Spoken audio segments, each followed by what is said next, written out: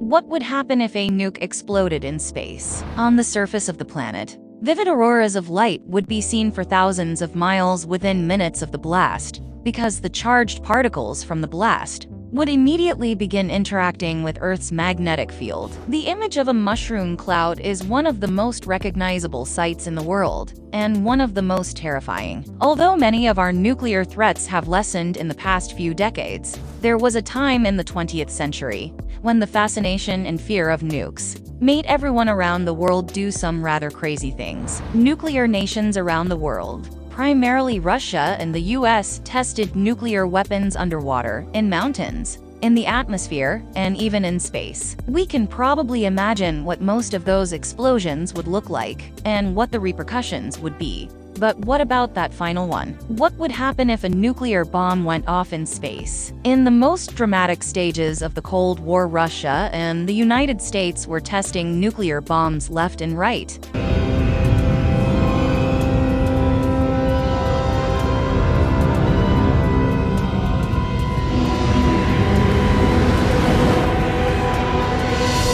And due to fears of a long-range nuclear missile or a satellite delivery system for a nuclear warhead, all eyes were on the skies. The United States had launched a series of tests code-named Project Fishbowl, which were high-altitude nuclear weapons tests. The most impressive and historic test in this project was Starfish Prime. On July 9, 1962, a 1.4 megaton nuclear bomb was detonated approximately 250 miles above the surface of Earth. This may sound like insanity today, but those were crazy times, and the resultant explosion and after effects were absolutely incredible. First of all, since there is no atmosphere in space, there was no iconic mushroom cloud, nor a blast wave, which is where most of the damage of a nuclear bomb comes from on Earth. Instead, there was an intense outpouring of not only heat and light, but high-intensity radiation in the form of gamma rays and X-rays, with no atmosphere to interrupt their path.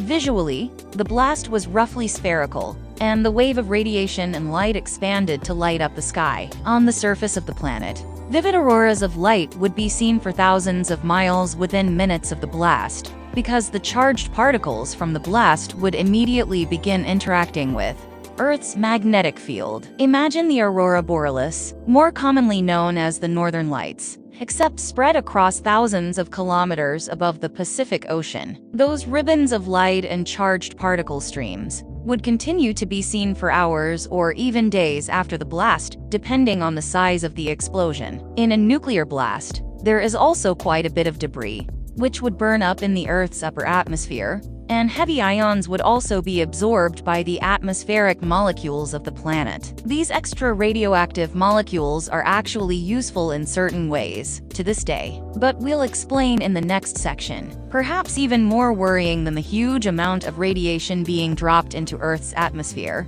is the detonation's impact on electromagnetic signals in a massive area beneath the blast. Essentially, those highly charged, rapidly moving electrons will create a small and incredibly powerful magnetic field, also called an EMP, electromagnetic pulse. You've probably seen this in sci-fi movies many times. An EMP bomb cuts off all electronic power within a given area, most famously, perhaps, in the Matrix trilogy. In the case of Starfish Prime, that meant power outages over hundreds of miles in Hawaii, blown-out streetlights, disruptions in radar and navigation systems, and a complete shutdown of electronic communication. This may have been an unintended consequence for the citizens of Hawaii, but it also showed scientists and researchers the true power that a nuke in space could have. It could effectively cripple a nation's infrastructure without physically destroying any of it. Now, consider the size of the bomb used in Starfish Prime.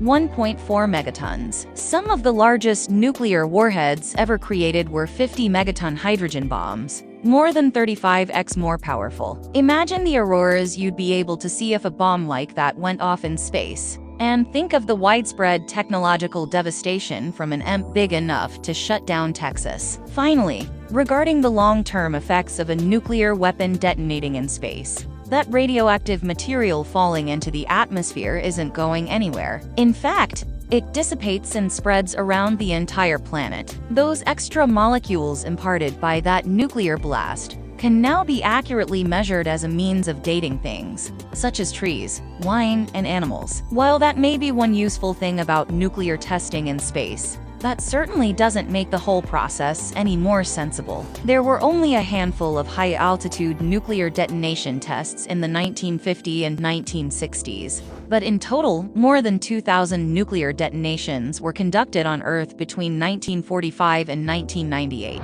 Clearly, whether they happen on Earth or in space, nuclear detonations are never good news. Thanks for watching. See you on the next one. Oh, and don't forget to subscribe.